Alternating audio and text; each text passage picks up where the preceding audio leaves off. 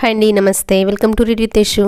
నిన్నటి భాగంలో జలంధరుడు కోపోద్రిక్తుడై శివుడిపై దండెత్తి వచ్చాడు.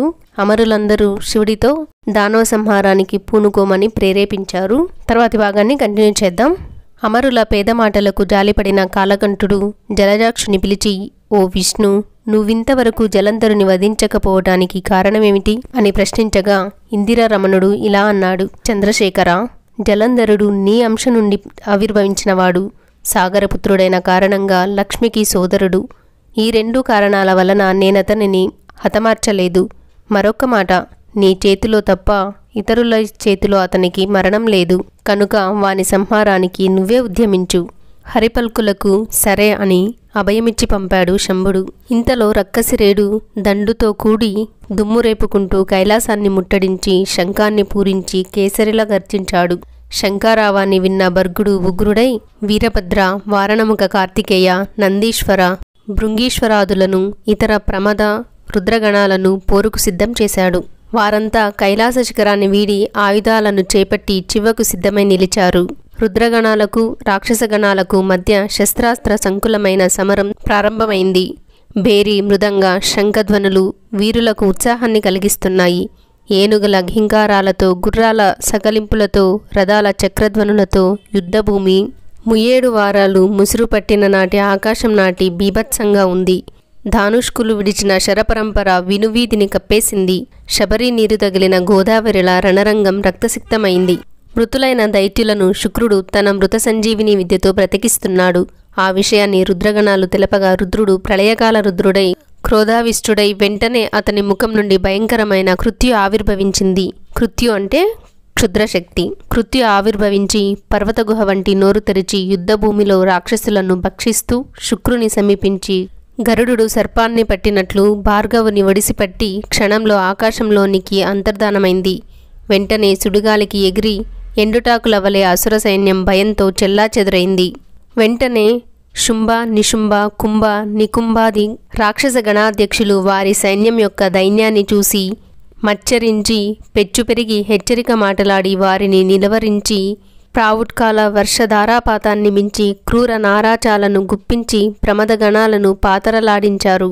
అలా ఉక్కు మిగిలి పోరాడుతున్న రక్కసి మూకల విక్రమాటోపానికి ఆగలేక పారిపోతున్న ప్రమదగణాలను ప్రోత్సాహవచనాలతో ఆపి గజానన, షడానన, వీరభద్రాదులు ఆయుధాలతో సింహనాదం చేస్తూ ముందుకురికారు. ఇంతవరకు గణవీరులు మాత్రమే జరిపిన యుద్ధంలో నిగ్గు తేలకపోయేసరికి ఇరుపక్షాల గణాధ్యక్షులు పరస్పరం ద్వంద్వ యుద్ధానికి తలపడ్డారు. కాలనేమి నందితోనూ, శుంభుడు విఘ్నేశ్వరునితోనూ, నిశుంభుడు కుమారస్వామితోనూ జగడం ప్రారంభించారు. ఏ కాలమందు కూడా అట్టి యుద్ధం జరగనేలేదు. సిద్ధ, సాధ్య, దేవర్షి, మునిగణాలన్నీ వెరుపుతో పరీక్షిస్తున్నారు.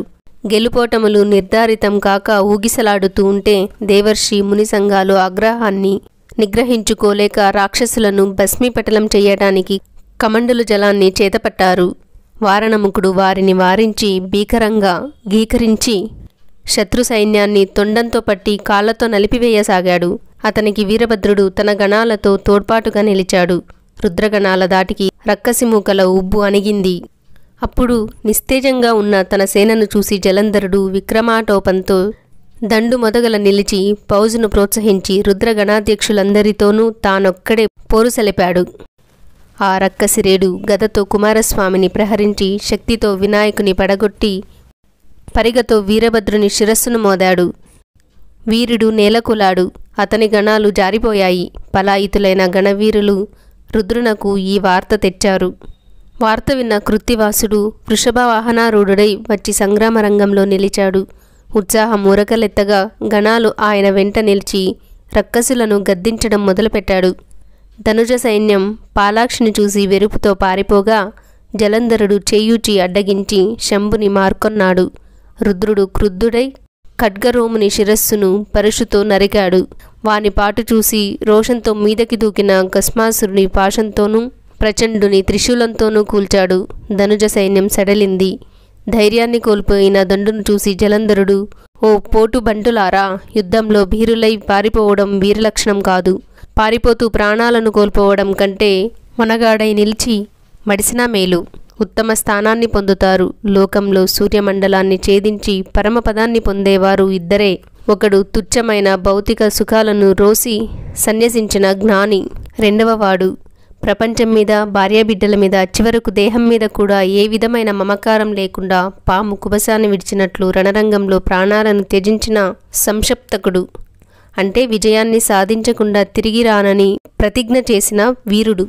ఇలా జలంధరుడు తన సైన్యాన్ని ప్రేరేపించడానికి ప్రయత్నిస్తున్నాడు. తర్వాత యుద్ధం కంటిన్యూ అవుతుందా, ఎవరు గెలుస్తారు అన్నది రేపటి భాగంలో చదువుకుందామండి. సర్వం ఉమామహేశ్వర పాదార్పణం.